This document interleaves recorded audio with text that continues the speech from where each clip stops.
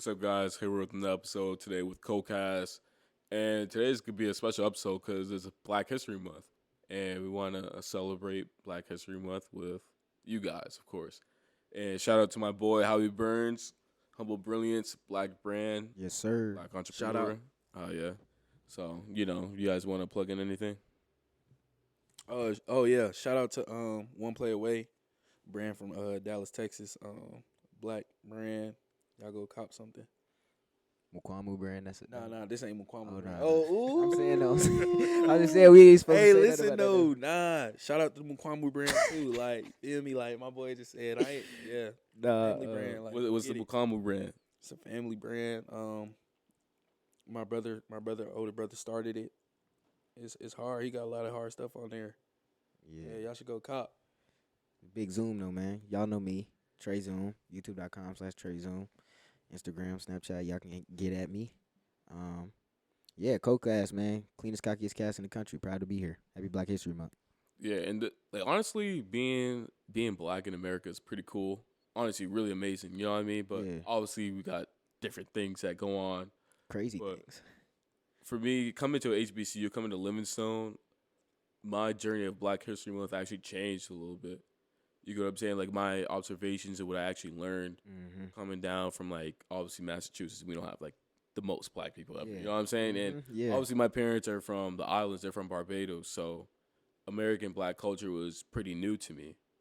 And coming to Livingstone really just opened my eyes up a little bit, like opened my eyes up a lot, Yeah. honestly. So, tell me a little bit how you guys celebrate Black History Month a little bit, though. First off, we need a longer month. We need a longer month, and instead of doing months, I think we should go for the whole year and just appreciate the Black history that is true to the soil.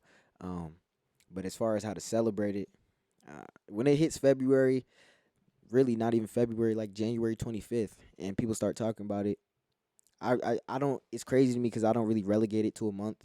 Not in the past couple years, just as I become more aware, like you said.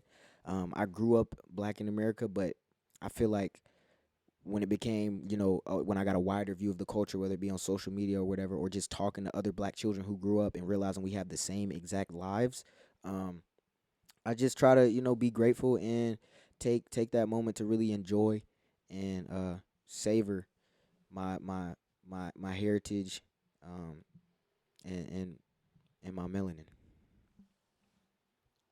I forgot the question, bro. I was just. That's a I was fact. just Yeah, talking we know. to him. Yeah, Like, nah, yeah. yeah. How do you celebrate Black History Month?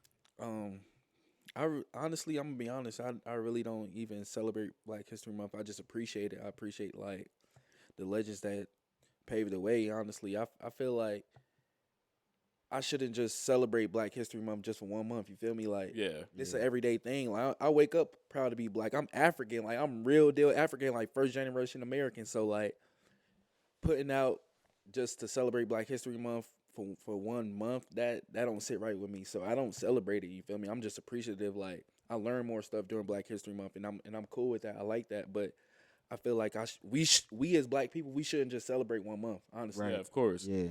And for me, like, I remember having this conversation with someone like, oh, like, do you celebrate it? Did it all this other stuff? And for me, I was like, kind of intrigued with it a little bit because, like you said, like, I'm Black every day. Yeah. I think for me, it's like you should learn about Black history every day. You know what I'm saying? As much as you can possible, because there's so much they don't even teach us in school. Yeah. Like from like kindergarten all the way to like 12th Bro, grade. like they don't growing teach you up, nothing. we didn't know nothing until like February hit when it's Black History Month. Like Yeah.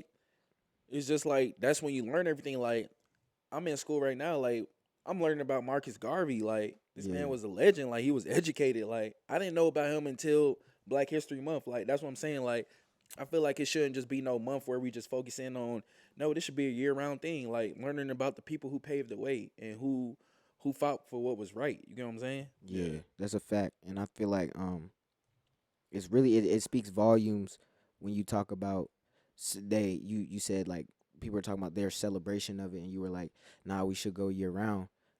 For some people, it is like when you celebrate it only in Black History or only in February, and you're not even Black, it's almost a mockery because you walk around every day of the year involving yourself or using something or in a place that was heavily impacted by black people, not just African Americans, but people of our skin color all over the world.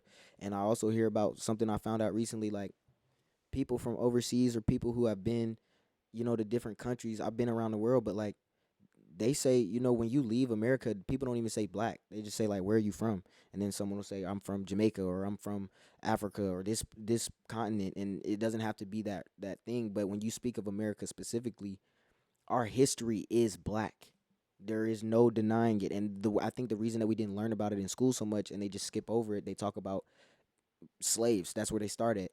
And then they just start talking about our forefathers like George Washington or Benjamin Franklin or, the Declaration of Independence, when the whole time they're just slipping completely under the rug the fact that millions of our people were in bondage and being used for free chattel slavery.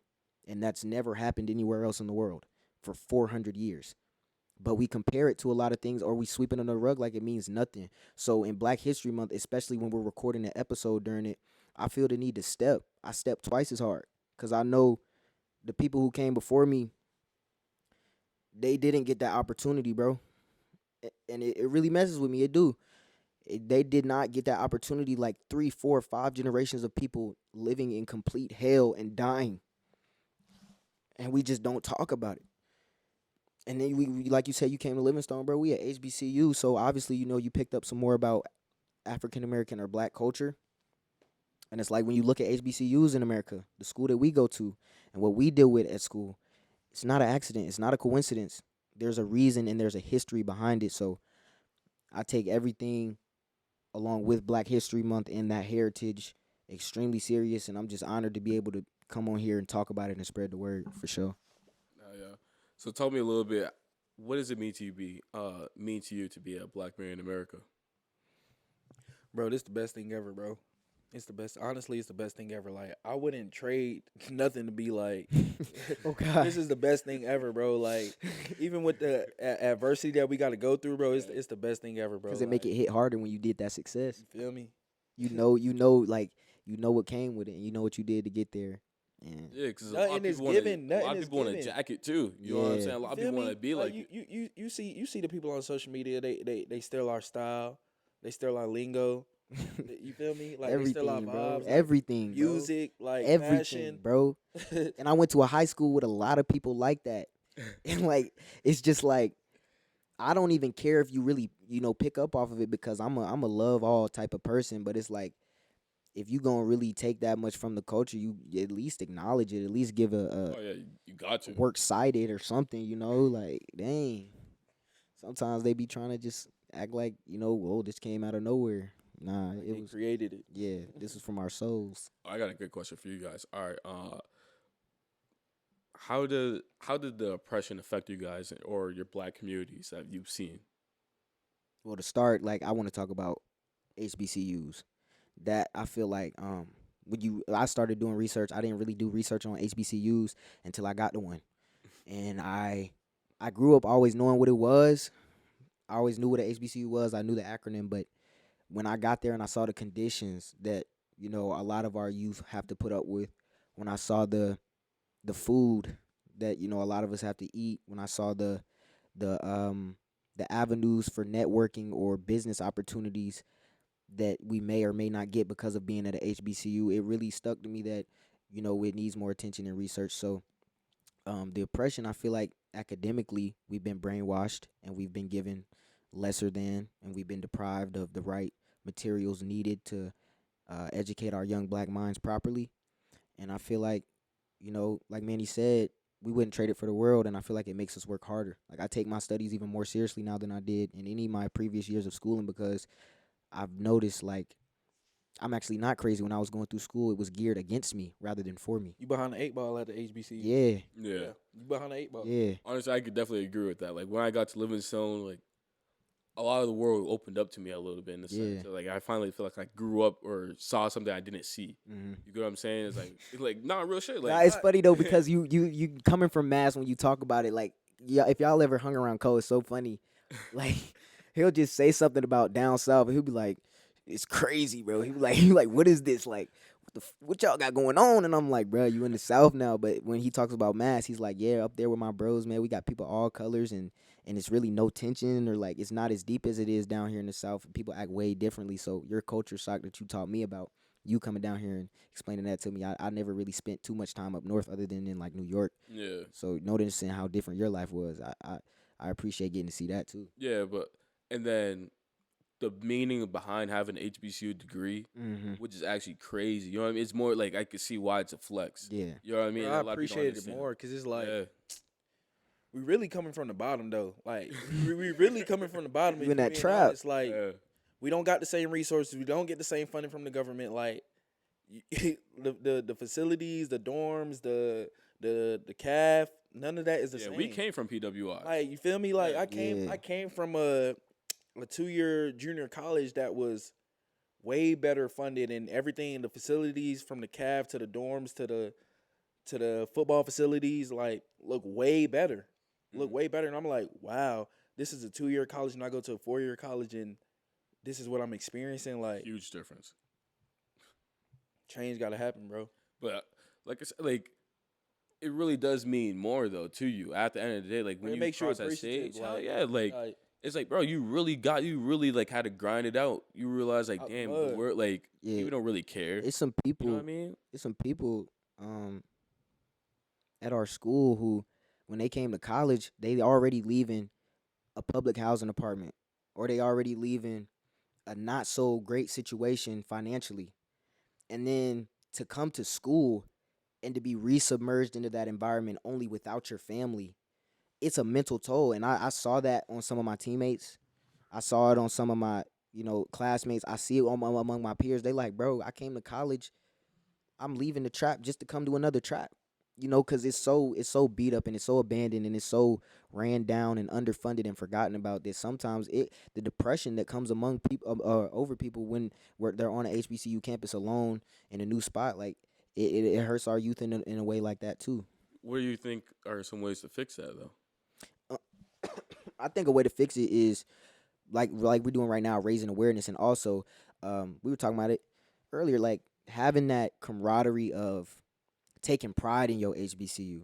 Because when you take pride in your HBCU and you spread more information to people about your HBCU, it trumps the fact that you're getting deprived of those resources, because you realize, like you said, oh, we coming from the bottom, and then this degree means twice as much.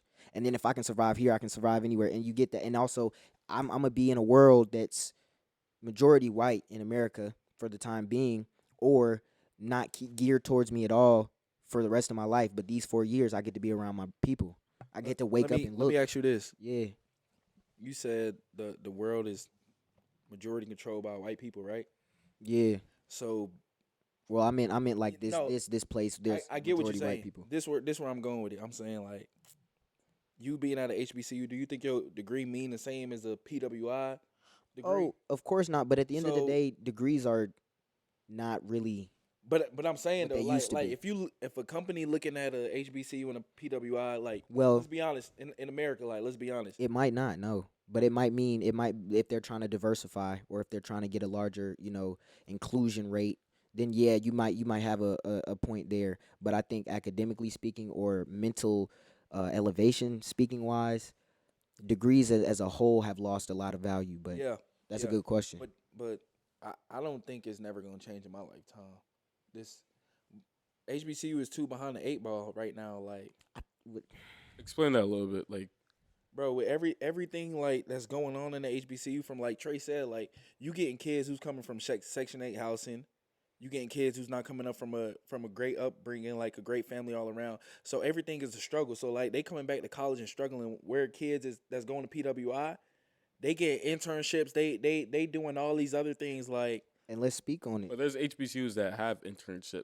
Like we can't say But- like there's not HBCUs out They there. have What I'm saying though, Yeah. I'm saying it's not the same as a PWI. So I'm saying like HBCU is always gonna be behind the 8 ball, and you got to look at the government funding. Yeah, but Like we talk about this in class, like the regular public schools, like the regular public colleges, is getting funded way more than HBCU. They're state schools. They're getting Yeah. taxpayer money.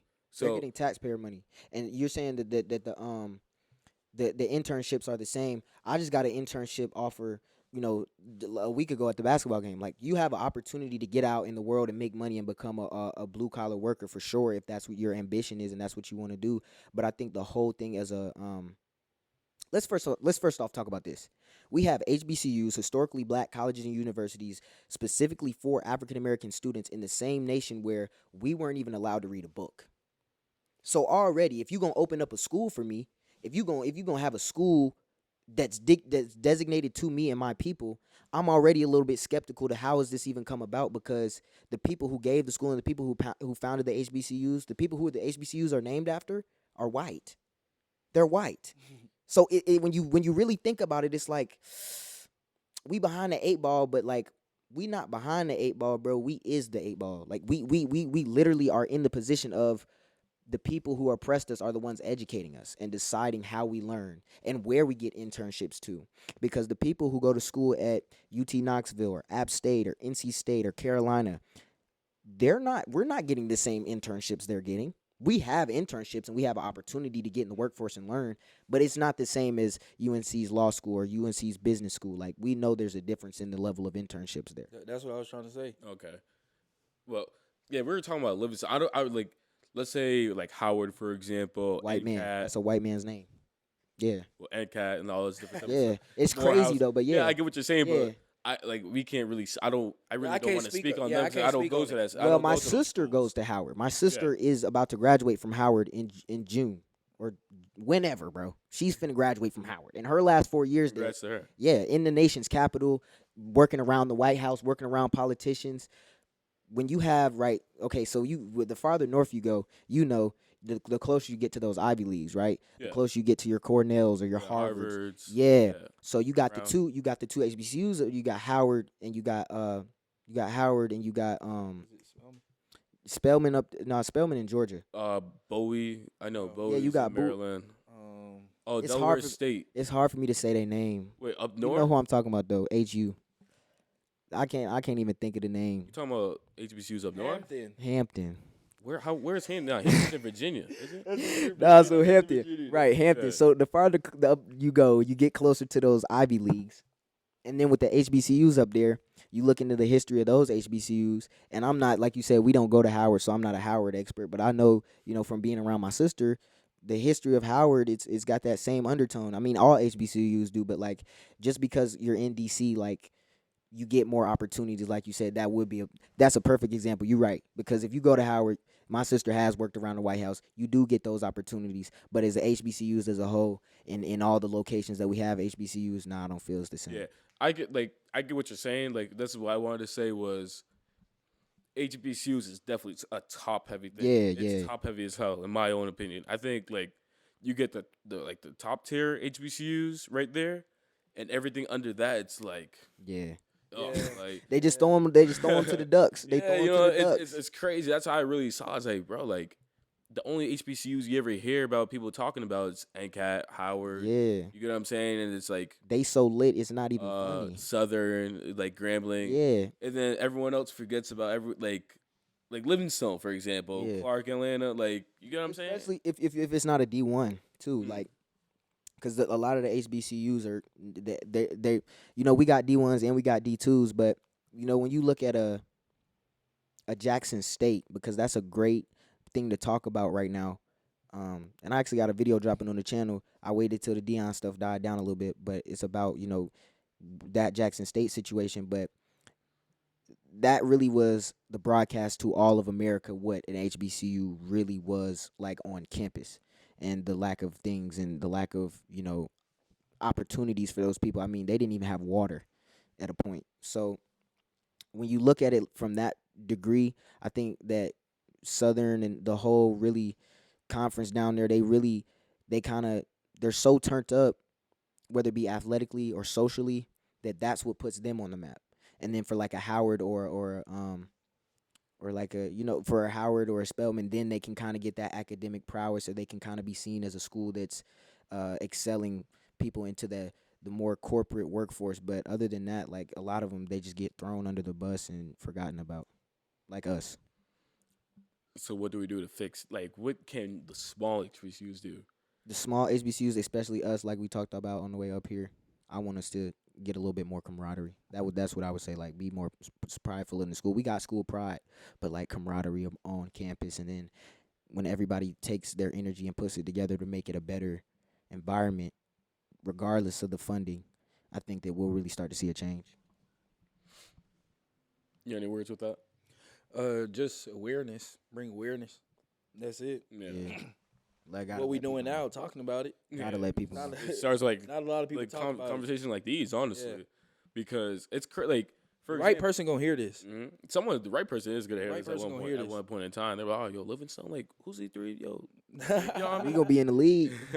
We be in Like, the league. shit, we bro. might get Lil Baby to get a concert down in Livingstone now. 'cause Got of this. to. That'll be crazy. Shout out for Priya. I'm not acrobatic. I ain't flipping on my bros. So this is damn the black community. We have a lot of interesting topics that we could talk about. So talk to me a little bit about the colorism in our community and how we bring each other down because like just off a shade. Stems. Bro, it's just goes back to people being selfish, bro. People don't want to see nobody being better than another. Like, people want to stay at the top. Like, you ain't gonna like. I was raised different. I'm raised African, so we pulling one up. Like, Yeah. you coming up, you gonna get on my back. I'm gonna get on your back till we get to the top. Yeah, You know what I'm yeah, yeah. saying? But in the black culture and in America, it's not like that. It's a lot of hatred. It's a lot of people that's not like never want to see somebody do better than them. Like, I don't get it. I Facts. don't get it. And I feel like that's a good thing that you say because that goes back into camaraderie. Like, on campus, if we want to really have before we can get everybody else to say, hey, come to Livingstone and come to our campus and support us, we got to get the people on campus right. And the people on campus got to be behaving, and they can't be bickering with each other or fighting with each other and being each other's own worst enemy. But I think that's a good point you made because it goes to camaraderie. But as far as colorism in the community, I have to again, bring it back to the Black History Month thing. Like, historically, with the light skins being in the house, and you know what I'm saying, the good Negroes being in the house, and then the dark, dirty ones, the messed up ones, we gonna throw them out in the field and let them work all day and beat them like dogs. Like, it was ingrained in us, and it's not cool, it's not okay, it's not good.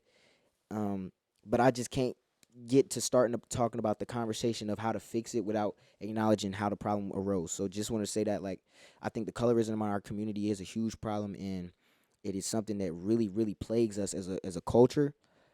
But you know what I'm saying, we didn't just do that on our own. We didn't just start saying, like, you know what I'm saying, like, she got to be light skinned, she got to be pretty, or saying he got to be 6'4", he got to be tall, he got to be dark, he got to be, like, you feel me? Like, I think that as a whole, if you have carbon in your skin, if you got melanin, and you can stand out in that sunlight for 7, 8, 9, 10, 12 hours and really feel the same and not get cooked, like, we got to understand that that's the true power, and that's what's really scaring them and making them have us be so just dogged out and isolated, because everything that's a problem in the Black community, it can be fixed. And I feel like I keep saying it, camaraderie is going to be a huge part in getting that accomplished. What you think it is? I think colorism is just a really interesting thing. Like how Trey said, it's like, oh, if you're lighter, you should like. Do you think you're? Yeah, I remember in point in of time, all the girls used to want the light skins. Oh yeah, for Yeah. sure. Like, Of course. it happens at some point in time. You know what I'm saying? But truth be its own. But like I said, like like they would think, oh, you're light skinned, so you're better in some different aspects. Or if you're darker, they're more seeing you as like more like a piece of shit. You know what I'm saying? It's Yeah. like, and it's great. Like, and I never really saw it as that. I ain't too because- dark. The darker the better, though. Like, I'm going to be real, blacker the berry, sweeter the juice. Yeah, but that like, shit yeah, real. but so like I said, like my parents are from Barbados, so everything's different. Yeah, Like, everything. my mom is light, and Yeah. then my dad's dark as hell. Yeah. And I'm dark. You know what I'm saying? And Yeah. my sister's a little bit more lighter than me, so I never really understood the colorist thing until I really got into like school Mhm. and had to see it for myself. And I definitely could say I was a little bit like when I was growing up a little bit, I didn't see it. I guess I was like kind of naive to it. Yeah. And then when I obviously got older, I'm like, oh shit, like I'm definitely getting treated. I'm dark, so they're over here looking at me like after Yeah. booty scratching now. Yeah, like, yeah. You know what I'm saying? Like it's just crazy, but it's definitely something we definitely have to fix, and we just have to see each other as like. It's not like who cares about the tone. The tone doesn't really matter at all. Yeah. At the end of the day, you're black. Like, Yeah. Like, And you're black. to spin off that, it's a good thing you said, the African booty scratcher thing and growing up in grade school. Like, the way I saw that we treated a lot of people A lot of not me, but a lot of my peers treated our African brothers and sisters. That was messed up. Like the way that we really used to just get on them Yeah. for being them. Like, we were really like people would make fun of them because they knew where they came from or because like they were so into that tradition. Um, I got a lot of close friends that are from second generation Africa or like they have a strong African heritage, and I feel like we gotta acknowledge that just because they're across the sea, like we really got to get rid of them differences and trying to act I like got a just because question. they So they were dark. only calling them African booty scratchers because they were from, like they were African. Yeah, I got called that. No, just because what? Nah, people- nah, he was saying because they were people- African. nah, They were people- calling, I was even African. Yeah, They're people. calling me because I'm Yeah, just people black. call just if you dark skin, they gonna call you African alright. booty scratcher. But I got suspended so many times from people calling me that, bro. Like I ain't play They that. suspended you. I used to fight. Like you ain't about to call. But they didn't get in trouble for it. Nah. That's wild. but they they gon' it's a whole like you. It's a good thing you brought up colorism because it's a whole lot that goes into that just in grade school, let alone when you get out into adulthood. As a child growing up, having to accept the fact that your skin is darker and darker is associated with dirty. In reality, the truth of the situation is, like I said, blacker the berry, the sweeter the juice, the better that you're gonna get from that fruit. Like this is what a lot of people don't know. A lot of youths, dark skin, light skin, whatever, youths don't know that their melanin and their carbon in their skin is power and is something to be proud of and something to behold rather than hide or be ashamed of. I can't. Honestly, the worst names I've ever been called was honestly on Xbox. Oh yeah, that I'm yeah, gonna be nah. real with you, 'cause I've never, bro. There's some words I'm like, bro, I didn't even know that was a thing. I'm Yeah. like, damn. I'm like, bro, you didn't even know me. He's like, oh, you just sound black. I'm like, what the fuck? Like, Yeah, bro. Chat lobbies Bro, get I'm- so hectic. bro, them shit. They be Yeah. so you know what I'm saying?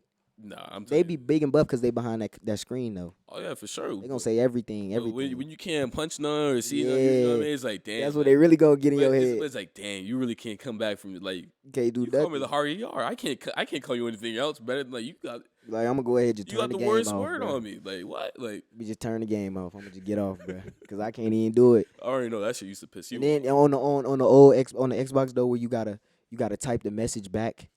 You gotta go to each little letter and press it. Like, bro, you won, bro. I ain't finna do all that. I ain't finna do a whole little lecture. I'll really wake you up though. What's all right? Give me your definition of selling out in the black community. As far as what though? Term. Like Nah, you know what's selling out. Like, give your definition of selling out. Selling out would be because a lot of times I can't even say that somebody's selling out if they don't really know the truth. Cause like I hate to keep bringing it back to the past, but it's Black History Month, so whatever. If I'm a slave, pause. I ain't even finna go there. If someone is a slave, right? But you got your Uncle Toms or your Uncle Ruckuses who, when the white man really brings them among them and says, all right, we're gonna treat this one better, we're gonna give this one a better life. Imagine being plagued with that, that burden or that decision. Like, some of them people was really living terrible lives, but the fact that they was getting treated better, they just decided to keep their mouth shut and literally cut themselves off from their black brothers and sisters or act like they weren't even black or even that they were better than other black people. But I think selling out really is like what Manny said. Some people be selling out and they don't even know they be selling out. But like if you really bringing down another black man, you selling out. Like if I'm sending negativity towards another black man who I see trying to get to it, or another black man who I may even see is confused or doesn't know how much power he truly holds and why he's under so much scrutiny, and I add on to that negativity or I add on to that hurt or I add on to that trauma, that's selling out to me. simple. That's I selling like out that. to me. Like But I kind of disagree with the whole slave thing. Cause like let's just say like you was back then, right? yeah, Bro, times was hard, bro. yeah. Like so if they brought me in the house, hey, we gonna treat you better than the mother. Hey boy. Hey, I'm Cool. gonna get right with you, master. You a coon. He just told y'all, right? So he just I'm told gonna y'all. get right with He you, a coon. master. Yeah, he a coon, and that's the problem. But look, hey, I'm keeping it real though, bro. I feel you for I'm keeping it real. because I'm not built for. I'm not, bro. I'm Nobody not working in is. that hot sun. Yeah, nobody I'm is. not working in that hot sun. I'm not built for that. No, that's not me. I'm keeping it real though. I'm keeping it real. You doing it Doing what? in that hot sun, picking cotton. When you could go in the house and My parents are from Barbados. Oh, he going. Oh, he Oh, pulling okay. that card. Okay. Nah, You pulling that. we're not I'm gonna do African, that. so like, you feel me? But So Trey, you not selling out? wait, I forgot what it had slipped my mind what I was gonna say. No, but Because it's as soon as you had said you was talking about the I just brain farted, bro. But you was talking. You said you disagree with what part you said you disagree with. just the whole selling out, like going in the house part. I didn't really understand, but that's how I interpreted The it. go the going in the house though, like I'm some saying, people- like, no, look. would you have went in the house if they gave you that opportunity? bro, I can't even say what I would have done if I was a slave. I probably would have died. Like Yeah, I wouldn't. I would have died too. Yeah, I would have. Like, No, bro, that's but I'm why. just That's why I saying. acknowledge. But listen, the some of the slaves, bro, like you They're gotta strong. think. I You get gotta it. you gotta think Strong about as it. Hell. Well, You gotta think about it. When they What? was taking slaves in the house, bro, they used to rape some of the women, and then Oh the my children that would come out, you know, if they was lighter skinned because they daddy was white or whatever, they'll be in the house. So sometimes it wasn't even a choice. Sometimes it was just, you know, and that's what drove a wedge between the black community too, because like the mixed people or the light skinned people, the mixed race, like they would have. I watched a movie on Netflix the other day. All y'all could go watch it as soon as the cast goes off. As soon as we end, don't click off. But Sankofa on Netflix. It's about the slave trade in Ghana. Actually, it's about the slave trade that went on in Africa. But there's a character. His name is John, and he's the mixed child of one of the African women who was a slave and one of the masters. And the whole movie, they're pumping into him Christianity and because his mother's a guy, like she's a Ghanaian lady, like Yeah. she's spiritually impacted and all, like she's dark, black, and the whole time they're telling him your mother's the devil, like your mom is trying to possess you. You're like they're brainwashing him, and he's growing up in the house with white people, and they're saying you still an N word, but you can do good. Like we'll keep you here and we'll keep you around. And his life, it was sad seeing that.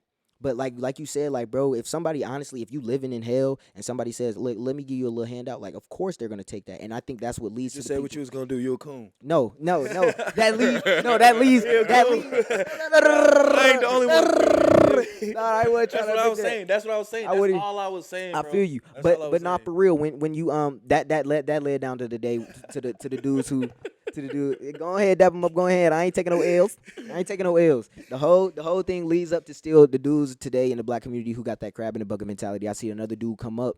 I see a rapper in my city come blow up and he come back. I'ma shoot him. I'ma kill him. I can't. He a op, bro. Nah, like in reality, you need to be trying to hype him up and get him on the right track and support him more so than trying to you know what I'm They saying, don't take want to away see that you doing success. good, bro. They don't want to see nobody. Because it was doing better ingrained than in their nobody. great granddaddy, and then Yeah, that's but how they yeah. lived in the family. yeah, that's like, how some people see selling out as like, oh, he left the hood. Like, nah, nigga, like you guys should be still here with me. Like, Bro, nah, you should want him to go. You should want him to Yeah, but leave. some people think But that's that's why- selling out that's to why, going somewhere. like- better. That's how mentally reversed we are. That's how Bro. mentally perverted we've become to be based off of the people who were oppressing us. Like, Bro, it's that's crazy. why I wasn't mad at Dion for leaving though. Yeah, Of If we go back to course. that, I was happy. I'm like, bro, he going to Colorado. He a black coach that's moving up. You feel me? yeah. Some He people moving saw, up. like, They wanted literally him to people stay in call the him as a HBCU. sellout. People really said that he was a sellout because Nah, of he that. did a lot of good, bro. He did That's a lot the- of good he for did a that lot of school. good. He He did a did. lot He of did good. well, great things for that school. Honestly, Yeah, that's the like- next video I got dropping on the channel. I talked about that too. Like, bro, Dion, like he said, you either getting elevated or terminated, and especially in college football, like he could have stayed at Jackson for the next 10 years. if he really wanted to. He could have, and they would like that wouldn't have done anything Bro, for the life culture. is all about growing. Yeah, You gotta grow. you gotta elevate. Feel me? And the thing is, a lot of people are talking about because he went to Colorado and Colorado's such a white school. Like, he's about to do something. I'm calling it now, bro. Y'all see who he been recruiting. Y'all know his MO. Like, he finna bring a national championship to Colorado. And when he does that at this bro, era, I of don't co- know about all that. What? Tripping. y'all don't You think Colorado tripping. gonna win a nat? Y'all don't think he gonna win a natty? Nah, No. He's a winner. What you mean? I don't Nick mean Saban, Nick Saban retiring. Bro, Nick You still Saban ain't got on the Georgia? field. You Nick still got Saban ain't on the Smart? field. Nick Saban ain't on the field. Nick Saban not the one playing. The people who are playing for Dion recruited them because he won a Super Bowl and saw what it took, what type of player you needed to be to get out there. And if you're not one of them type of players, y'all saw the videos he told him. He said, look, if you ain't bought in, get your bags and go packing. Because I got something coming in my Louis. I ain't hard to find.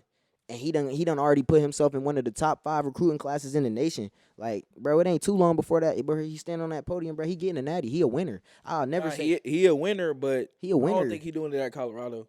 You don't think he gonna do it at Colorado? He could do it at Florida. My boy State. Tyron up at Colorado, bro. He played DB, number 5, bro. Tyron, bro. Shout out to Tyron, bro. But I feel like he definitely, bro. My boy getting a ring with Dion, bro. Like We're talking about Colorado right now. Yes, Deion's a head He coach. caught up in the Deion hype. Yeah, bro. but you just you can't think say, I'm caught up in the hype? Yeah. So wait, so what we? think? So what makes you think he's gonna win a natty though? Why do I think he's gonna win a natty? And what time span? We should at least say Didn't he go like 11-0? He went 11-0 his last school, right? he lost to Central. Yeah, he lost. He lost in the He lost celebration. to South Bowl. Carolina State. Yeah, too. he lost in the Celebration Bowl. But I think as far as like, South Carolina. So yeah. Deion yeah. can't get it done in a big time game. oh okay. Oh shit. Hey, chill. Nah, see, bro. He can't though. He can't though. He can't though. I'm keeping it real. If we want to keep it real, he can't get it done in the big time games. I believe in my brother. I ain't Shout gonna. out I to think Deion. I think he gonna do it at Colorado just because he said he just is. because he lost two Bro, Celebration Bowl games. those was the biggest games of the year. Them was the two biggest games, and they did lose. But I don't feel like this Hey, he year. went back to back though. Yeah, Yeah, you went back to back, but you lost. You I didn't think- get the job done. What you want to? We could applaud him for that. Yeah, Nah, Deion had a great season. He had a two great season this year it Yeah, came shout down out to the wire. Deion. because he came right from high school, college. This year it came down to the wire. Bro, we talking about an NFL Hall of Famer, bro. That Doesn't mean just because you're NFL Hall of Famer doesn't mean you're. that means you're you're gonna gonna get that. No, that means you. How about this? How about this take? How about this? Deion take? had hold on. Deion had the best players in all of HBCU. Like it was, bro.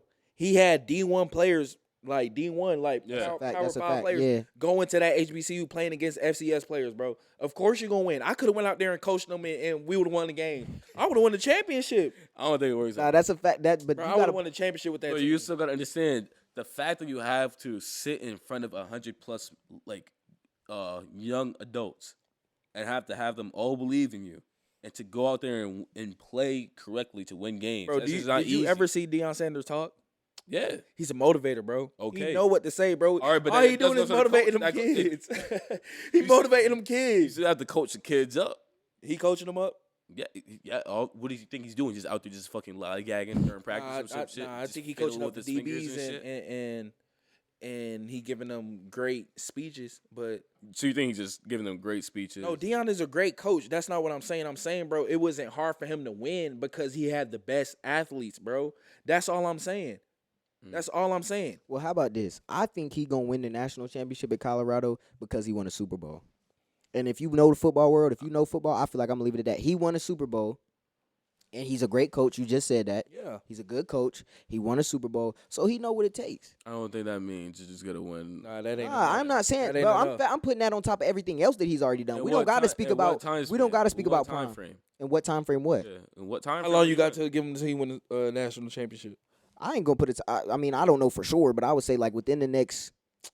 I'll say he gonna be contended within the next 5 years. Bro, Deion gonna win the national championship as a college coach, but it's not gonna be at Colorado. Maybe not. I mean, it depends on how long y'all think he gonna be at Colorado. How long y'all think he gonna be out there 2 more years till his son graduate. till his son graduate? And Then you was he- talking about you think he out there coaching up the DBs. What about his son Shador? He don't coach him. He play quarterback. Bro, he's motivating him, bro. You gotta know the offense. I don't care how motivated you are. You need to know that offense, and you need to know how to spread the ball around. Nah, you're right. His son, he hard, but yet again, he playing with the best I mean, athletes. them niggas. I So we mean, really- they could have played Power 5. You feel me? Like, Coulda, yeah. yeah, like you Yeah. playing with To be Power fair. 5 athletes versus Yeah, FCS. and why did they come to that school? Why did those Power 5 athletes leave Division I universities all over America and go to Jackson State? Why did they? Deion. Because of Deion. So what you think they're gonna do when he at Colorado with a locker room 3 times the size of this whole block, with everything in it that you need to be a good football player who's motivated, nutrition, all of that. He got it there, and he got, oh yeah, I'm prime, and I won the Super Bowl. Southeastern Conference. All of them boys too banged up by the time that they supposed to go play for real. You're crazy. The SEC really put them in that wheelchair, cause they banging for real. And who won this year? Who won the Natty this year? Georgia. Georgia. 63-7. Yeah, and who was their quarterback? Stetson Bennett, How old is he? 26. The game is broken, man. The game is broken, bro. How was that broken? How old is Jalen Hurts? It's NCAA rules. How old is Jalen Hurts? think I'm not 24. talking about the rules. Like 25. I'm not talking Like about the rules. 24, 25. I'm talking about Buddy older than the Super Bowl. I mean, Buddy older than the dude who played in the Super Bowl. But we talking about, oh, he won a natty. I'm glad they won a natty. The bullshit, Georgia's a great Probably school. off of endorsements and shit. Georgia's a great His school. shit's probably bigger than his Yeah, his too. He getting contract. that pay for sure. He getting that pay. But I feel like as far as like Georgia, like the SEC being something to like, bro, there's people leaving the SEC to go play with him. That's what you got to realize. It's people leaving SEC schools, top schools to go play with him because What players are there though? Are there the what like, players are leaving the SEC? I know We're talking about starters. starters in the SEC. I don't know. I'm asking. Are they I don't know if starters? they starters, but I know they played it. I know there's some SEC players going to play for him because y'all seen the running back Trey Sanders from Alabama. He didn't end up going there, but he was when he wasn't playing in Alabama and Coach Prime was on Twitter recruiting. He tweeted at him. He was like, I'm here. Like he would be open to playing for them. So it's not like the SEC just got it on lock to where nobody would leave to go play for Dion. And They gonna play for Dion, but what I'm saying is, bro, that SEC competition, bro, is different. Like that's the closest thing to the and NFL. by the time the postseason get there, y'all done already beat each other up to where any other conference, You bro. Like, tripping, come on, cuz. bro. There's a No, reason why bruh. the SEC be going to the net. Bro, the SEC OP, he even it out. He changing the game. Stop acting like he ain't just come along and do something completely new. Y'all was watching an HBCU on ESPN. Like, come on, bro. That's just never happened. Stop acting like this man won't come and change the whole culture. He He did. did. That. We're not Him. saying he I ain't did. doubting him till he Shout give out me a to reason Deion. to. Shout I out ain't to doubting him till he Deion. give me a reason to. He said what he went there to do, and I'ma believe him. Until he showed me different, I'm gonna give him that benefit of the doubt because when it come to that football field, Deion Primetime Sanders, I'm betting on him, and that's how I see I'm it. not doubting it. I just want to see both sides. You would have lost your money. Y'all in said the he not. Celebration Bowl. I ain't betting the celebration. No, I'm not a better. That's the difference. But look, Yeah, after he says I'm betting on myself the whole damn time. Yeah, bro. no, I do bet on me. I'll bet the house on me. But like as far as Dion, bro, if you really think like he not gonna win a natty, well, you say he gonna win one in college. He just might not win it at Colorado. No, he not gonna win it at He not gonna win it at He gonna win Colorado. a natty though. I think It's gonna take him to go back to Florida State or like a ACC, SEC school for him to win it. I get that. That's a valid point. I could see that. That is actually That was a great little segment because rounding that back off to saying that he would have to go back to down there, that would be easier. It would be a lot easier. But if he want to do it at Colorado, I think he could do it. That'd be crazy if you did that in Colorado. Yeah, like I think that's why. But And it's Black History Month, so I'm gonna take that back. that's a Pac-12 team too. Pac-12, yeah. My boy Tyron up there, bro. He was going through it last year. They wasn't too well, bro. Like they wasn't too well. Yeah, I'm already knowing. But Yeah. if they could win the conference off rip this year, that'd be crazy. Yeah, Like and he has that effect on a team. He I don't know if they're gonna be running through. He's not gonna be running not through yet. Not right now. teams like Not right now. was at, I know it ain't coming right now, but yeah, like he was at Jackson State. He ain't Yeah, gonna be nah. those type of it ain't like that. He ain't gonna be running through those teams that easy. On that level, it ain't even about the players, bro. Some of them schemes, it's some of them schemes. coaching, It's Yeah. about Yeah. coaching. That's what I was saying, bro. Yeah, of course. That's exactly what I was saying. Of course, yeah. At that level, it's not just a snap of the finger thing, but I believe in him. I do. It's definitely just like you said, it's coaching and all that stuff. Yeah. Scheme, and whoever got that hot hand that day, Yeah, that too. you Like just never know. game of inches. So Which is crazy. Do you think us as people, do you think we talk about our negatives more than our positives? No. Every like going to HBCU, bro. All I hear is about the struggling, like how we struggling as a Whole. As a whole, you know what I'm saying? Like it's a lot of things that we should be happy about. Like we came a long way. Like literally, we came a long way, bro. It's times where we couldn't use the same bathroom or drink out of the same water fountain as a yeah, white person. Yeah. Like we came a long way, but that's the thing. We gotta flip the narrative, though. We gotta flip the narrative as a people. We gotta flip the narrative. We gotta start looking at the positives more and stop focusing on the negatives. Yeah. I think we honestly should talk more about positives as a whole instead of more negatives. You know what I'm saying? Like even on social media, we will see each other like bashing something about what we got to go through or talk about more negatives than we do about our own positive like history or about, let's say like black entrepreneurs, for example. yeah, You get what I'm saying? Like I don't think we help like as a whole help them out a little bit. Like oh yeah, support a black business, and some of them trash. To be fair, yeah, but that's fair with every business though. To be Yeah, honest, you yeah. know what I'm saying? So we just can't obviously just go off like oh yeah, just because we're black, we got support. but it's good to do that. I think we should do that more. But at the same time, we gotta pick and choose like who's actually doing something. You get what I'm saying? Because there's a lot of positive things out there, and a lot of positive black people out there Yeah. that we should honestly help. Like, yo, like we see that no one else is giving you the credit. We should help you out and uplift you because there's enough of us in this country to really do something. You get what I'm Yeah. saying?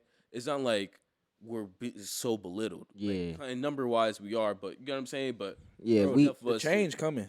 for sure. when you said social media, you talk about social media, you look at pages like the Shade Room. Mm. Like, that's not good for our culture. That's not really good for our youth to see all that. There's more negativity on the Shade Room than it is positivity. And It's what sells. when they beefing, when rappers beefing, or when two big black artists or two big, black influencers have a beef between it, the Shade Room, the first one to be there, and the first one to put it up, and the first one to spread everybody's business, and the first one to instigate, and the first one to have a hashtag about it. And I feel like if we were talking about more black businesses or black entrepreneurs on social media, a lot of kids would kind of go down that route rather than being a influencer, social media star, or a rapper. Imagine if the Shade Room was posting, Dame Dash clips and clips of Denzel Washington or clips of people who actually have taken steps to step outside of that mold that the country has set for us as how to reach success or whatever you want to call success as a black person in America. I don't blame the Shade Room, bro. I- I don't, cause if It's they what ain't posting, sells. if they not posting, the TMZ gonna post it. They gonna get the money. No, the Shade Room post stuff TMZ don't talk about.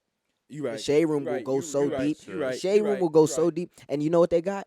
They got a page called the Shade Room Teens.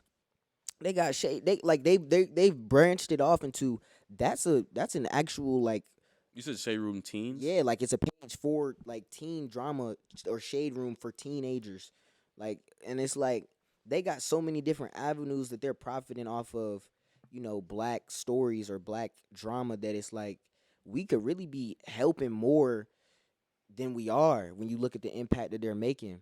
And speaking of social, like too, you talk about guys like Vlad TV, or you talk about like a no jumper. Like there's people who really profit off of the negative parts of our culture, and that's been something. And just documenting it or asking questions or showing it on the internet, the bad sides of us more so than the good sides. Like there's people who literally have made millions off of just shining a light on that. So I feel like we can definitely make a different effect socially on social media, as speaking about the positives rather more than the negatives. Yeah, that is true because there's so many. There's so many. Like you said, Vlad TV is one of the biggest ones too. But Vlad got a little bit more respect than some other people. Like People it's, be on Vlad's ass. I ain't yeah, lying. people do, and it's cause like I see some bro was talking about it. He had been on Vlad before, and Vlad will ask you something like, "Oh, if you see the people who killed your brother, would you shoot them?" And it's like, bro, what you can tell that you kind of asking me from a perspective of like someone who's using it as entertainment rather than like, bro, this is my life. My brother was actually killed, and you asking me if I'm a admit to a crime of sliding on live, and it's people who have done it and actually gotten in trouble. Like they've actually gotten their lives changed because of something that they were trying to like. They think they're doing a media view, or they think that they going up and shining, or like getting more publicity, but in reality, bro, you snitching on yourself. And this white man finna make all this money off of it, and it's not gonna really. It's not gonna come to your benefits Yeah, at all. it's not. It's going to your Not to your detriment. books. Yeah. So doing all that, bro, we could definitely have a better Well, impact on We social can media. definitely say our own people. Oh yeah, for Really sure, monetize off of that. for sure. You know what I'm Yeah, saying? Like you could say, for example, DJ Academics. yeah. Like DJ Academics is really one of them ones who he an instigator, bro. He's a professional instigator. yeah, And then rappers benefit off of it too. Like rappers can like when you listen to what they put in their music. YoungBoy was talking about it. He was like, when I really sit down and think about how many people really turn my stuff on to go slide and go kill someone, and they actually hurt people, while I put that inside of them, like it makes them really realize like. But by the time he done realize, he done already made so many records and affected so many people that it's hard to reverse that damage. what do you guys wish more people knew about Black history? Like, what's like something? I should ask that question in a different way. What do you guys wish more people would understand about Black history? Like I said earlier, I don't want it to be a mockery, but rather like than it even being made a mockery. I think the month alone, how it's the shortest month. That ain't no ironic accident, boy. That's like they mocking us, bro. They be mocking us to our face. And the only ones that they post up during Black History Month is who is it? The 3 or 4 that they want you to hear about: Rosa Parks, Martin Luther King, and then you could do George Washington Carver, and they just say he invented peanut butter. It's like, bro, we have made Harriet Tubman too. yeah, Harriet Yeah. Tubman. Like, bro, we made the stoplight. We made the internet. We made like if you go look at the people who invented all of the things that we So use many in people. daily life, they So are many black. people. They are black.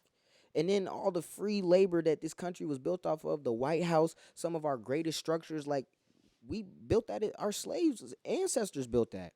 So I think just don't make a mockery of it and really, really become, Educated. yeah, and acknowledge the struggle and acknowledge. Oh, this is a good one for white people or any people. Acknowledge the struggle and realize that the role you play by not learning or not respecting it, you automatically on the other side and you automatically a part of the oppression because it's already everything that's already set up for you, your entire life path, they set it up so you don't even have to look that way.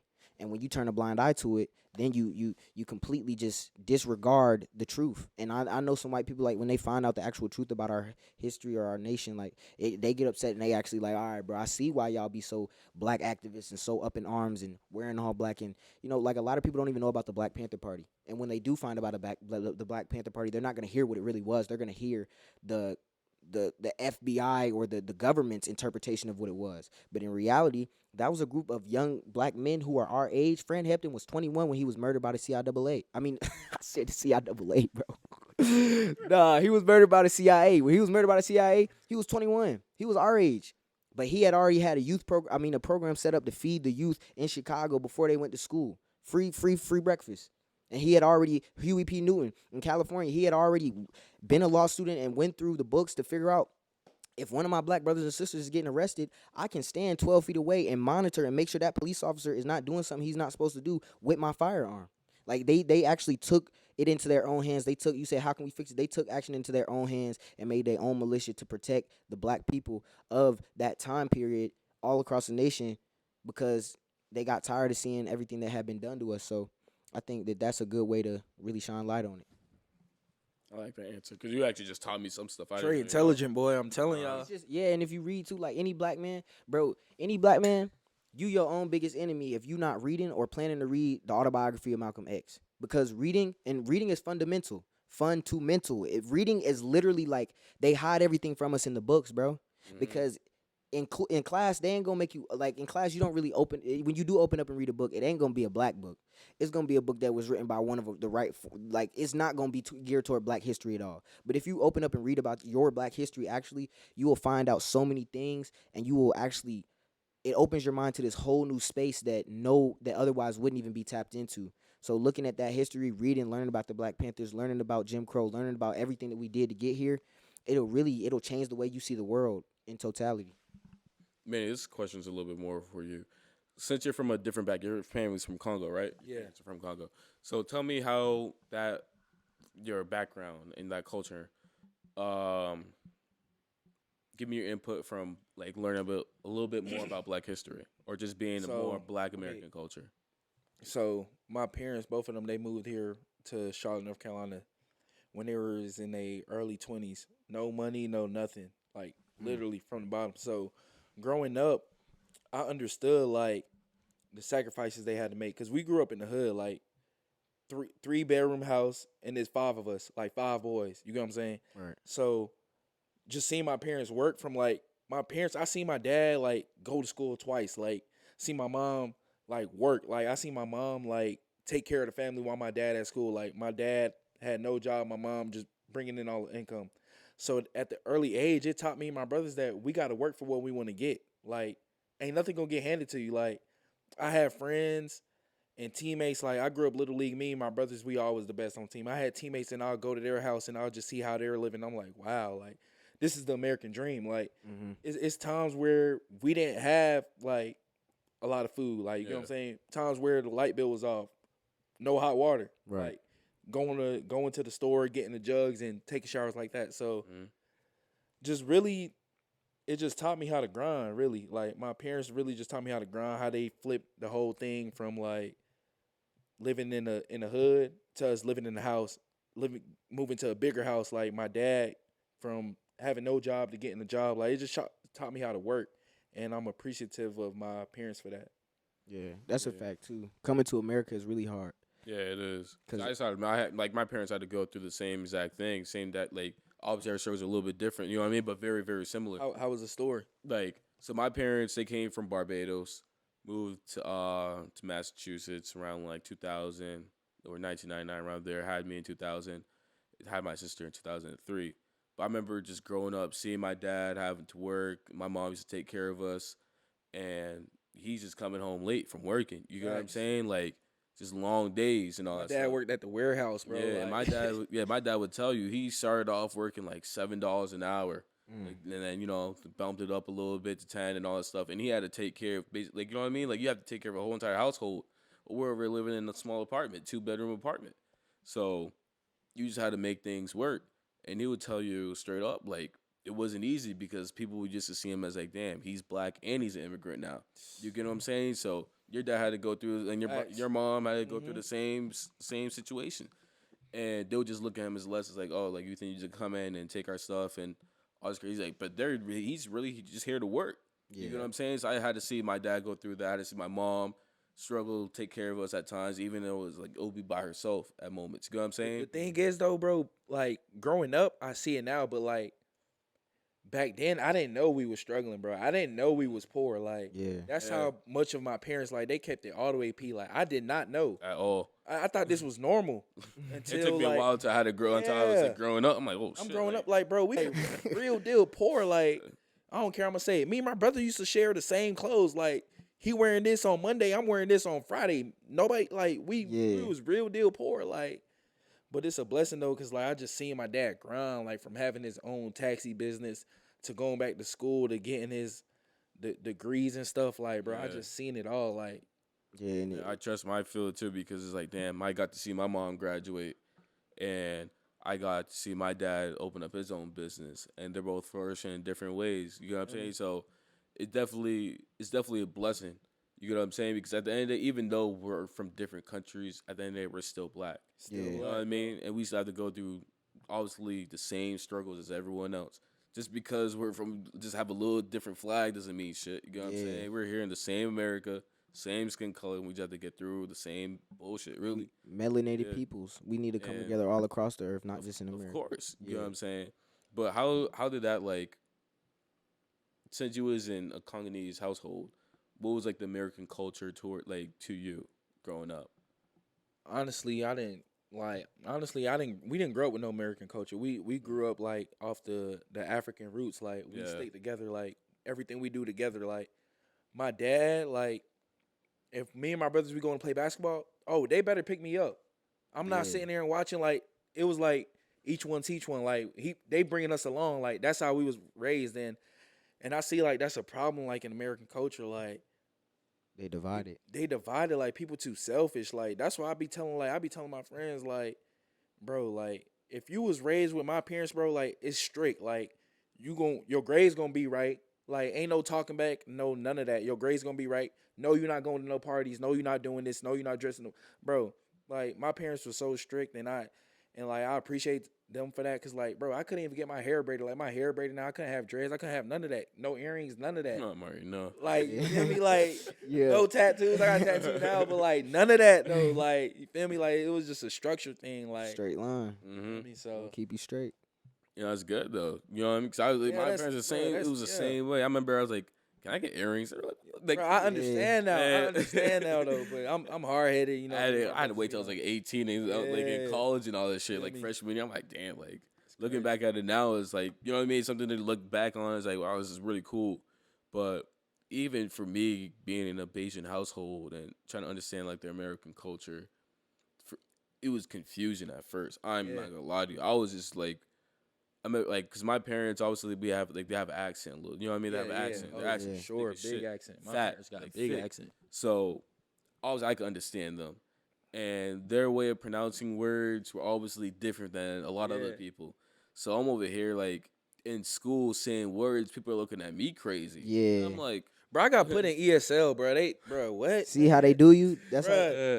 Bruh, I was the most like, bro, intelligent kid ever, bro. And I got put in ESL. Dr. Umar talk a lot about that too. Y'all go look into Dr. Umar. He talks about how like in school, black children, they will like there's little black girls. He's a psychologist, so he'll go talk to the students in the school, and he realized he was doing this evaluation. This one little black girl, she was in 7th grade, she couldn't even read, but they'll pass the little black girl, like they'll pass them as long as they sit there quiet and cute. But I know, me too. Like I used to get in so much trouble in school, bro. I used to have to like, and it wasn't even it like, oh, he's a bad child, but they'll either tell you got a learning disability, you autistic, or like you got something. They'll get you tested and get you on medication just for the simple fact of they don't want you to really have that education that you're supposed to have. And even if you go to school and you get those fundamental reading, learning, math skills, comprehension skills, then when outside of school, if you go to the library, you can find those books, and they don't want that. They want y'all to really, they want us to really be marginalized into these boxes where we can't reach our highest potential.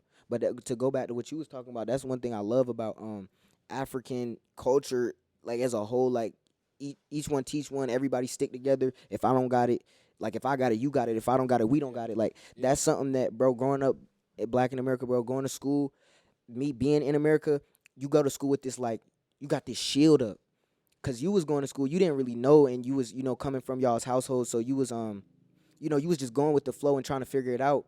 But like if you really in America and you black, like you go to school and you gotta have this shield up because one of your black brothers that you don't even know is your brothers is gonna joke on you today, or he gonna do something to you today to like get you off task, and it's really something he dealing with at home, and it's a whole lot of moving parts to where when you growing up black in America, just black, let alone an immigrant or the child of an immigrant like y'all, like so many struggles we got to put up with about niggas. Some of them don't have the clothes, like you said, so everybody can't get fresh. But I know at my middle school that we was so materialistic, bro. You come to school with the wrong shoes on, bro, you gonna wish you was never born. oh, I'm already know. They gonna send you home packing. But that was just for Facts. elementary school. I mean, that was just for middle school. Middle school, high school, was everything, crazy. bro. I mean, elementary school was wild, but middle school was nuts. They gonna send you And packing. like for me, I remember how to like I had to like tell my like you know what I mean. You had to like Yeah. tell your parents like, yo, like This matters. this is actually. and they like, I don't care. You like, nah, like you like, really making my they're life. like, oh, I used to go to school with Nah, I flip flops and couldn't, sandals. bro. Like I'm the like, best times of nah. the year I'm growing getting up, cooked. bro, was Like, December and the early part, like up in February, like tax season and Christmas. Yeah. Man, I used to make them. Yeah, I used to get clothes and shoes. I used to make it work. Come up off that. I used to make it work though. No cap. man, what? Cause I see like I had a few friends like their parents are from like Jamaica and all that stuff, and like because we always go to church together. Yeah. So like it was a whole like it's funny thinking about it now. It's like damn, it's like a bunch of like first gen Americans. Yeah. around, you know what I mean? Bro, I went to African church too. I used to call all of them my cousins. Yeah, that's how it all of is. my cousins, Yeah. like that's how it is. That's And how I love that family structure and that family dynamic. But on the plantation, man, us American black, we was robbed of that, and they split families up. They sold people. They was raping people, mamas, having people make with their mamas, and calling them motherfuckers, and a whole bunch of stuff that just ruined the family dynamic for average black Americans. So I really admire y'all. And I when you talk about your brothers and your family growing up, bro, I love hearing about that because you don't see that too much here. So the fact that y'all came here and got it out the mud and stayed a family and stayed together, bro, that's amazing. That's great, bro. How do you guys represent the pride you guys have in your community? In which community? Community in general, like any community it could be. Well, I'll tell you this. My high school, my freshman year, I'm from Charlotte, y'all know that, but my freshman year I went to Philip O'Berry. It's on the west side of Charlotte. It's probably one of the blackest schools in CMS. And in my sophomore year, I transferred to Huff High School. That's in Cornelius, in the suburb, near Davis and Huntersville. It's a white population. So my last 3 years of high school, being around white children, and not even just white, like children who didn't really grow up, Privileged. yeah, like they grew up privileged and everything. Like I grew up, I ain't gonna lie, I always had what I needed and I was privileged. Like I always, cause my mom worked real hard and she never, like I never really wanted for nothing. Like I was always fed, I was always in the right financial position, I always had it. But my mom, she grew up in public housing and she grew up on Section 8. So she raised us the same way, just with nicer things. And when you really get nicer things, and your mom worked for it, like she gonna make sure that you know that you still gotta work for it. But I never really had to struggle, so I had a view and I was a little bit more aware. But when you see someone who was never involved with any type of, didn't have a family member or nobody who came from poverty or truly had to work for it, it's a real culture shock. I'm sure it was tough for you when you went to school and people was making fun of the way that you spoke or like certain of your customs that you did. But like when I saw that, some of these white children really think black people are a joke. Like they will say every lingo word, like be for real. Bro, it's just so much stuff that we have contributed to this society that they use that they don't even know that it came from that. So every chance I got, I would put them on and I'll talk. Y'all know I'll preach. Like I'll preach at any given moment, and I'll let you know. Like you need to know where this comes from and what you're doing, and it's not to be made a mockery of. In high school, I had an African American history class. It was taught to me by a white man, and the whole class, I'm like, I don't even know how I'm supposed to listen to this and truly believe it when I know, like, bruh, he don't know. He not even telling you the real version. He just telling you the curriculum. He just telling you what they give to teach. And this is an AP class that you have to pick to take. And at that white school, it was maybe 10 kids in that class. Every other AP class got 40 plus, 30 plus. So, like I said, being around that for my last couple years of high school, I think it really played a role into me going to a HBCU and also knowing that, my white counterparts, they're not as educated and they don't really care to learn. I learned that too. Like some of them don't really care at all. So I kind of just, keep myself from around them because if they being ignorant, I ain't trying to pick up on no ignorance. And and if I see somebody who don't know who they is or a melanated person who's not really proud of themselves, I'll try to really encourage them and teach them like, nah, bro, you got something to be proud of and you got people you can lean on. And we getting it together, because we done been through so much. At this point, I think everybody need to just stick together and stop the violence, man. No young boy, but stop the violence for real. Stop the violence. Yeah. I think one thing I highlight represent my community is like obviously with the podcast and all that stuff, like being a black entrepreneur. Great. This is OD great. Obviously being first gen American, like from Bayesian parents and represented that, like, yeah, like I'm proud of where I came from. You know what I'm saying? Like, I'm not gonna, like, there's some times when I was younger, I was like, damn, there's no one from Barbados else that I know. Bro, I never wanted to be African growing up, just cause like, bro, it was so hard to say my last name, bro. Like, yeah, all that, bro. But then, like, the older I got, more pride. The more proud you have. Like, I tell everybody I'm African. Yeah, I'm African. For sure.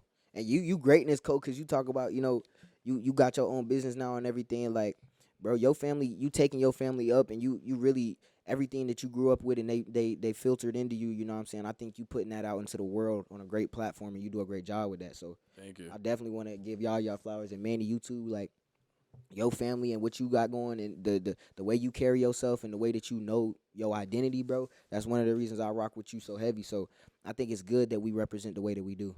Yeah, because I think honestly everyone should be proud. Both of you guys should be proud for real. Trey smart, bro. That's why Trey. That's why I be rocking with you, bro. Cause he gonna preach to you. Trey gonna preach. He's gonna teach you something that shit you would even know. Yeah, my mama taught me wanting to hear it, but like my mama taught me, bro. Be educated, bro. And that's the thing too. I be turning into her sometimes. Like it was times growing up. She a journalist, bro. So she gonna go on and on and on, and she got everything to say. But I love her, and the reason I am the way I am. Growing up around an Emmy-winning journalist, bro, you gonna pick up on 7 times. Yeah, 7 times. Get it right. You feel me? Like she do every night. She would do stories about the worst thing that happened around the city and the worst news and all this stuff. So she was and it was just her, up until I was 14 when she married my stepdad. But I was basically already adolescent, and it was like she did everything for me and my sister.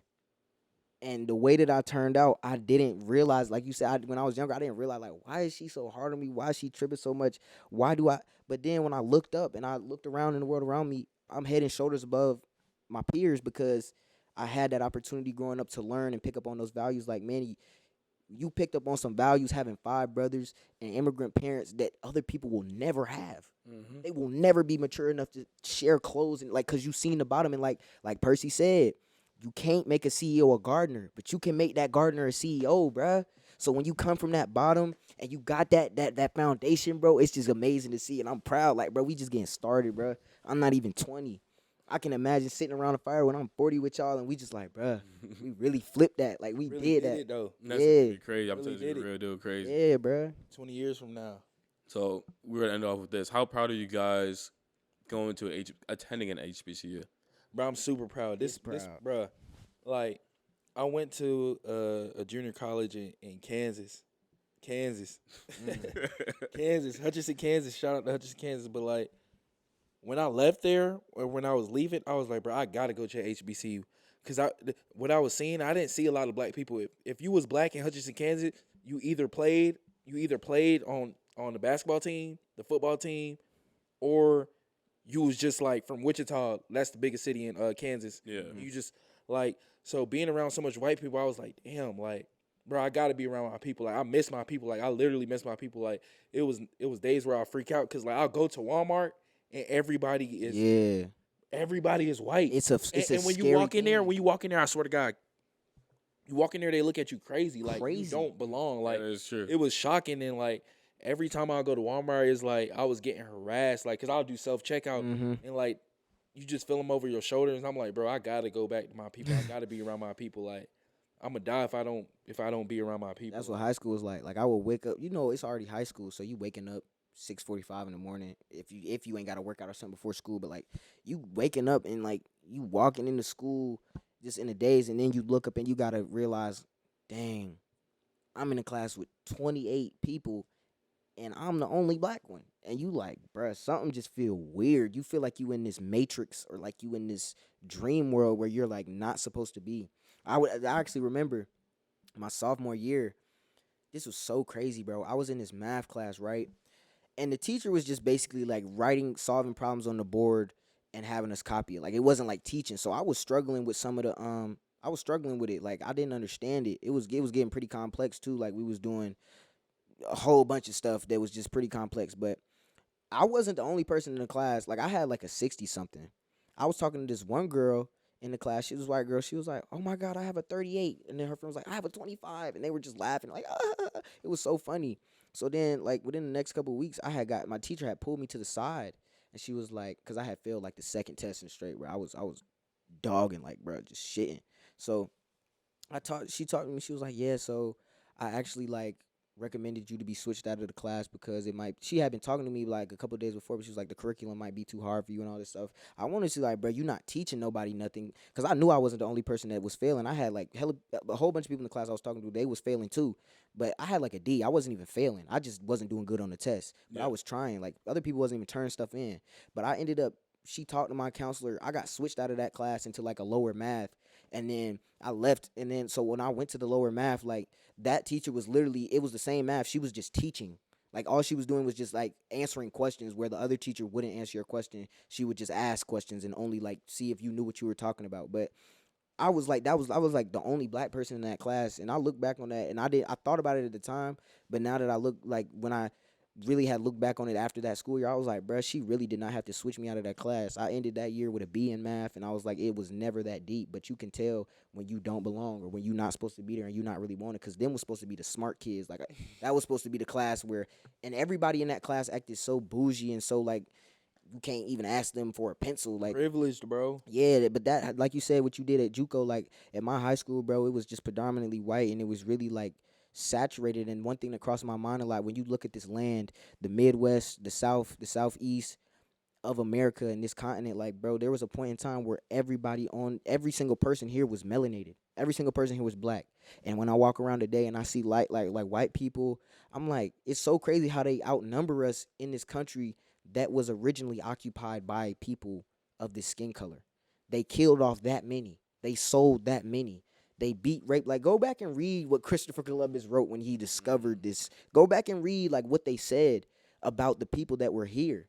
And then, like, think about the fact that the people you will see today, if you go somewhere, they're going to be white. The majority, or the people in the best places, they're going to be white. So when you talk about walking into Walmart and seeing all white people, it's so uncomfortable. And then, like, today, I was talking to my mom, we don't even feel comfortable, like, going to Walmart sometimes, because after what happened in Buffalo, like, just some racist people who will literally just go where they know it's a lot of black people and just kill them. And just know, like, the crazy part, you gather to the T. It's like yeah, it's like New York. We know there's not a lot of guns there, like legally on the street. We go, like, he knew the time, like, it was crazy. He had it all planned out. I'm like, that's sick. Wrote it on the gun. Like, he's like like, and that's why I think it's so important to acknowledge it. So, like, people know, like, nah, bro, we still got that target on our back. And just because we made all this progress, when you born, especially in this generation as a black person, you like, dang, we really run this. But you don't realize, like, we came from the bottom and so many people died so that we could have opportunity. So we can stand on this ground yeah. right now. So we gonna step. I'm gonna step twice as hard, bro. I'm telling you. Yeah, honestly, I loved coming to HBCU.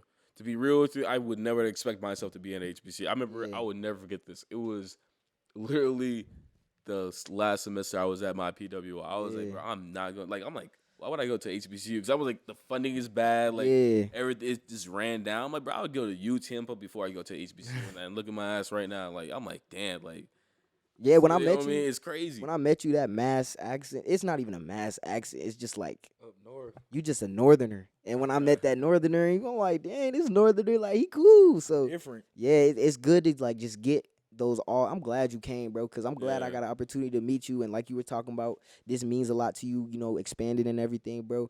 I just love to get out and meet new people. So I'm glad that I got that opportunity I'm to. glad meeting you guys were honestly, Yeah. like I said before, you guys were honestly one of the first people I met Yeah, coming down here. And like I said, like being at HBCU was great because, like, honestly, I get to meet people like you that you could teach me so much about Black history that I would never know. bro, you gave me hope. Literally. You gave me hope because when you told me like, bro, I got an Asian homeboy. You was like, I got like it's in everybody. Like I called them my brothers, bro. Yeah, I never thought after growing up and hearing about what my granny went through, what my nana went through, what my mama went through as a black woman in television, I never thought that it could be like what Martin Luther King dream was of everybody being so camaraderized and so close that they don't even think about, you know, the skin color. But when you told me it's like that in Massachusetts, I'm like, well, that's a small little corner of the United States, but it's happening. You but know? I shit you not. 'Cause I'm from Lynn. Like the high school I went to, man, the minority is white. 'Cause, like, I shit Yeah. you not. It's like, oh, like your ass should be at classical or English or St. Mary. You know what I Yeah. mean? It's like, oh shit. I never even But thought I'm about telling you, it. bro, like everyone's cool with each other, bro. Like the Asians, the Spanish, the blacks, the whites. Like I'm telling you right now, like you can see a whole entire like group of friends mixed, like Yeah. different It's like lit. ethnicities, bro. And I've how never it's seen that supposed in to be, though, person. bro. I haven't seen it here yet. bro. Yeah, It's I'm gonna go up crazy. there one day. I'm gonna go up there with you and visit you and see, like, bro, that's gonna be great for me to see, like, an Asian dude, an Indian dude, a black dude, and a white girl walking down the street. I'm gonna just be like, man, that's Well, crazy. hell yeah, you definitely see Yeah. that shit in Boston. I like, bro. That's gonna be an anomaly. I'm telling you, bro, it's crazy because, like I said, coming from inner city Lynn, Mm-hmm. then going to a PWI, I was like, oh shit, like, Woke you up. bro, in the middle, but middle nowhere, New Hampshire. I mean, Yeah. Ranch, New Hampshire, cold as like Yeah. cold, just. You woke up to that Arctic Bro, like whiteness. the chick, anywhere you eat chicken, no seasoning, like you know, it's like it's one of those type of places, bro. Like, I'm like, all right, I'm really in this, and like honestly, to be fair, bro, like I'm not saying white people are bad at all. Yeah, they I love don't white say that. people. It's good Yeah, white bro, people. but It's some really good some white of the people. realest people I've met, like to this day, like people I call my brothers and all that stuff. Like the real closest people are like some of them are white. Yeah. You know I what love the mean? good white people. Yeah, Yeah. and I literally live with four of them, and I remember like they were interested in learning. Like literally, there was Mhm. my boy and I from Atlanta, my boy Darius, and we lived in this off-campus house in the goat house and all that stuff. Like if you went to Franklin Pierce and you're watching this, you know what the hell's going on. he know what the hell's Turned it going up. on. He turned But- it up. So you know what the hell going on, man. But they literally were like interested in listening. Yeah, and they that's- wanted to understand like what we had to go through. Mm-hmm. Like I remember like literally like the whole entire like 2019, 2020, 2021, like they literally was like, yo, like tell me, like we were like, interested. They wanted to know the culture Yeah. and all this stuff. They want like they were like, yo, like Hey, shout out to them yeah, boys. Yeah, shout out to Yeah. Corey, Mike, Diggy, all of them. Like Yeah. they already know, you know what I mean? Shout out that boy And Diggy. Drew too, like bro, like Drew is one of the coolest white kids ever, See, bro. Like I want to meet these This guys. some movie bro. stuff. This some movie Cause stuff. bro, I used to go to school. That speaking of movie, bro, in high school, I was like, that was like a high school musical, but like without black people. And I was like, I did not know people actually acted like that. I didn't know people actually like white culture. I don't even know how to like. it is crazy when you see it on TV and you see it in real life. It's like, oh, yeah, shit, I'm it's like, real. bro, you really act like that, bro? Like some of these people, it was girls really pulling up to school in a Porsche. Like I thought I thought she was a figment of like, how did she have a pink convertible? But like, no, it was a girl who put up to school in a Porsche, Yeah, it's a and total it was hers, and she was 16. And it's just like you will never see that. But it's just like, bro, it's a big wide world, and you know, going to all these different avenues and doing different side missions. I'm glad that I'm getting the experience. No, that I'm actually, getting. no. Actually, I got one more thing to say because now you just reminded me of something. Because to be fair, what I honestly do hate the most is that there's black people. Like I've seen it and it honestly pisses me off so bad, is that there's wealthy black people that will look down and frown upon yeah, like other blacks and like that yeah, don't have it like the that. fact that we I even said- think, I like, said why. I I honestly said why. hate that. Yeah. I hate that with it's a passion. because they think there's a clip and it was like these white bruh, we could go on and on about this all night, but like they have this philosophy, and if you look at the Willie Lynch papers, y'all can read about that too. It's about slavery. It's like how to make a good slave, right? And you basically just get inside their mind and you make them think that their companion is the enemy.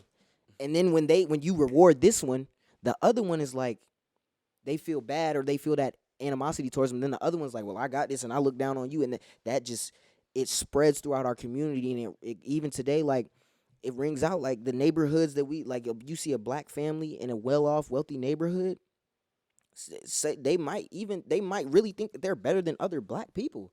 Instead of trying to go back and help or trying to like, introduce them to new avenues, they'll frown upon them, and that's really messed up. Like, Those and are that's a some- sellout. That's a sellout. Yeah, those are that's 110% Yeah. sellout, and those are the people. It's like they're just bad people. Bad people, They're just bro. bad people because they're like, nah, like, you know what I'm saying? And they like, lost too. They brainwashed. I can't even say they're bad people because they've been. Well, some of them, yeah, you can't make the choice to be a bad person. Some of them do make the choice even after finding out like that they think that they're really better than other black people. But that level of psychological damage, it shows its course. And one other thing, like too, I realized there's people that will only accept, like, let's say a black friend or something like that, if they could relate to them materialistically And act white, and, yeah. like, in some sort of And that's what contributes to them not knowing their identity. Because to be fair, like, I'm gonna be real, like I actually experienced this and really saw with my own eyes and realized, like, oh shit, like this is not right at all. Mm-hmm. Because like at my old school, like I had another Audi, Yeah. and I realized there was people who treated me different because of what I had Yeah. than other people that had less. I know and that they were- pissed and they you off. and they looked exactly like me. Yeah. And I was like, and I didn't understand it at first because like I know it came from my dad. It was off of hard work. Yeah. You know what I'm saying? So I never saw like me as more or anything. better than anybody. Yeah, anything I know, I never do. And I saw that people like it was like something just happening for me in a sense. Like I was like, bro, why am I getting treated like you would see people like I bet people were treating you nicer than some people that that had less. Oh yeah. You get what I'm saying? my And God, especially you know what I'm saying? Yeah. And it really threw me off. I'm like, bro, this is not right. Like just because like Yeah, and Nah, even like- still, even if I did have like, they'll treat you better than they treat other black people, but they won't treat you equal. yeah. Like, I was in high school when the George Floyd thing happened. I was in high school, and like the classes that I sat in, the AP Human Geo, all of them classes that I sat in, I heard them white children talk about their perspective. It shocked me beyond. It wasn't even anger at a point. It was like, I can't even believe that y'all are sitting here like really being blatantly like subliminally racist unconsciously, but it's like I couldn't get mad because that's the way they really grew up and that's what was taught to them. Yeah, that like racism is not, you're not born racist. Bro. It's taught. Yeah, it is Taught. taught. It's an opinion, and this is the thing too. But Cole, you ever let a white boy call you the N word?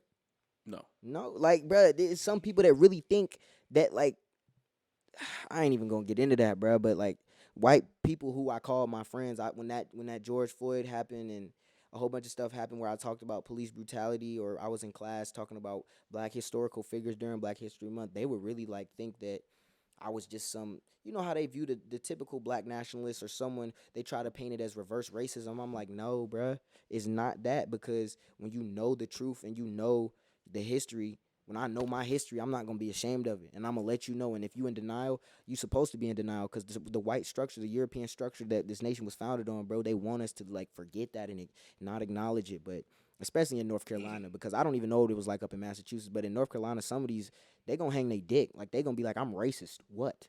And it's like, bro, I came to this school to better my life, so I can't really sell out on that right now. But you messed up for sure, bro. That's just crazy. Yeah, we had one white kid. He made a video and he was like, he posted on Snapchat and he was like, if I want to say the N word, I'm gonna say the N word. He's a effing N word, and like he was slanging that. He And said that. Yeah, he said it. I was like, bro, He's getting in trouble? no Damn. What's his name? Ty Burge.